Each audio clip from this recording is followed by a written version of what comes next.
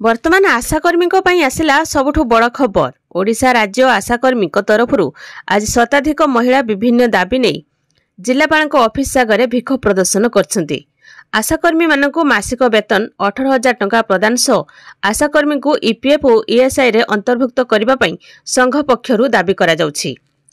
यह व्यतीत अवसरकालीन सहायता राशि एककालीन 5 लाख टंका प्रदान करा जिबा सह कार्यरत समय मृत्युकालीन सहायता राशि 10 लाख टंका और आशाकर्मी को अवसरकालीन भत्ता 5,000 टंका प्रदान करने दाबी होछि। भिख पर 10 दफा दाबी सम्मिलित एक दाबीपत्र मुख्यमंत्री और प्रधानमंत्री को जिलापाल जरिया प्रदान करा जायछि। तेबे आशाकर्मी मानकर दाबी होछि जे मासिक 18,000 टंका प्रदान करा जाऊ। आशाकर्मी को ईपीएफ और ईएसआई रे अंतर्भुक्त करने दाबी करछन्ति। अवसरकालीन सहायता राशि एककालीन 5 लाख टंका प्रदान करा जिबा सह कार्य समय मृत्युकालीन सहायता राशि 10 लाख टंका देबाकू दाबी होछि। एहा सहित आशाकर्मी मानकू अवसरकालीन भत्ता 5,000 टंका पई दाबी करछन्ति।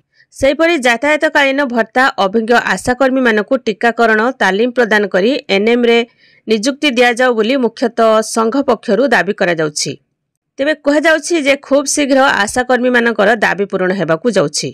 भिख पर 10 दफा दाबी सम्मिलित एक दाबीपत्र मुख्यमंत्री और प्रधानमंत्री को जिलापाल जरिया प्रदान करा जायछि।